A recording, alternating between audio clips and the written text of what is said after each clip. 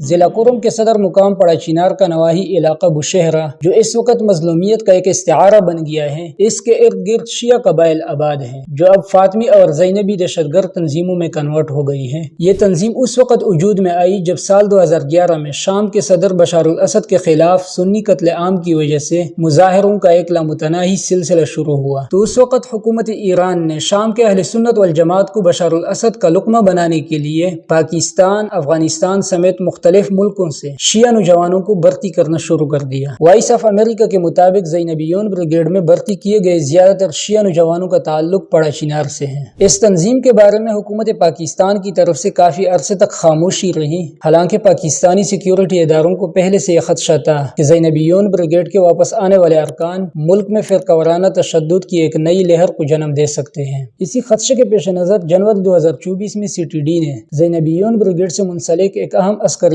پسند کو گرفتار کیا جو سال 2019 میں عظیم مذہبی اسکالر شیخ الاسلام مفتی تقی عثمانی صاحب کے اوپر ہونے والے قاتلانہ حملے میں ملوث تھا۔ اس کے علاوہ اس تنظیم نے حال ہی میں ناموس صحابہ کے لیے اٹھنے والی آوازوں کو دبانے میں ایک اہم کردار ادا کیا۔ بالآخر مشرق وسطی کی بدلتی صورتحال اور عالمی دباؤ کے پیش نظر حکومت پاکستان نے 11 اپریل 2024 کو اس مذہبی عسکریت پسند تنظیم کو کالعدم قرار دیا۔ اس وقت اس تنظیم کا مکمل فوکس ضلع کرم کے علاقہ بشہرہ کے اوپر ہے، کیونکہ یہ علاقہ آس پاس کی زینبی نیٹ ورکنگ کے لیے گلی کی ہڈی کی حیثیت رکھتا ہے۔ گزشتہ محرم الحرام سے بشہرہ کی نسل کشی کا باقاعدہ آغاز کیا گیا ہے۔ اس علاقے کو انہوں نے چاروں طرف سے گھیر لیا ہے۔ اس وقت ان کی حالت غزہ سے کم نہیں ہے، نظام زندگی سارا مفلوج ہے، غذائی قلت کا سامنا ہے۔ ان کے خلاف پہلی دفعہ اس تنظیم نے ایرانی ساختہ میزائل اور جدید ہتھیار کا استعمال کیا ہے۔ تقریباً 3 ہفتے پہلے اسی دہشت گرد تنظیم کے ایک اہم کمانڈر مشہود علی نے پاک فوج اور صحابہ کرام کے خلاف نازیبہ الفاظ استعمال کیے اور مقامی سنیوں کو دھمکیاں دی۔ اس کے جواب میں پاک فوج نے اسے پڑا چنار بازار میں گرفتار کرنے کی کوشش کی،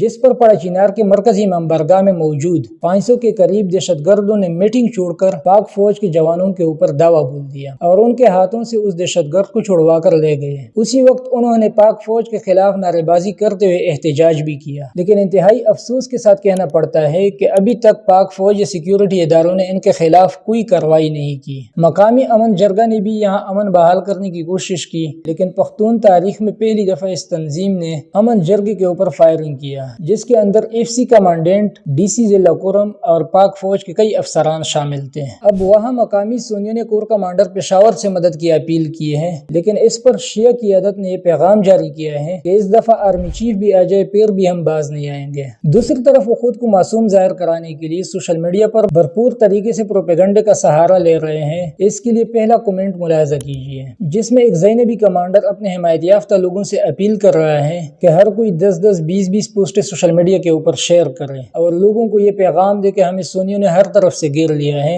اور ان کو افغانستان کی طرف سے مدد مل رہی ہے۔ اب حالات یہاں تک پہنچ گئے ہیں کہ سنیوں کی نسل کشی کی جا رہی ہے اور ریاست کا ریٹ چینج کیا جا رہا ہے، لیکن ان کے خلاف کوئی کارروائی نہیں کی جاتی، جبکہ اگر کہیں اہل سنت کے علاقوں میں پاک فوج کو کوئی دہشت گرد نظر آ جائے تو وہاں انسان تو کو جائے جانوروں کو بھی زندہ جلا دیا جاتا ہے۔ اس کے لیے دوسرا کمنٹ ملاحظہ کیجیے۔ اب اہم سوال یہ ہے کہ آخر زینبیون ایک دہشت گرد تنظیم ہے، ان کو اس قدر ریلیف کیوں دی جا رہی ہے؟ کیا اس کی وجہ طاقتور لوگوں کے ساتھ اہل تشیع کے دیرینہ تعلقات اور رشتہ داری ہے، یا پھر اس کی قیمت بھی اہل سنت سے وصول کی جائے گی؟ کیونکہ 11 اکتوبر 2024 کو اسی ضلع کرم کے پڑوس ضلع خیبر میں پختون قومی عدالت بھی لگنے والی ہے۔ بحیثیت صحافی میرا خدشہ ہے کہ اس تنظیم کے ذریعے سے پختون قومی عدالت کو ناکام کرانے کی کوشش کی جائے گی۔ اس خدشے کی تائید یا اس کی ایک جھلک کا اندازہ PTM رہنما حاجی صمد خان کی طرف سے جاری کیے گئے تازہ ترین پیغام سے بھی کیا جا سکتا ہے۔ اس کے لیے تیسرا کمنٹ ملاحظہ کیجیے۔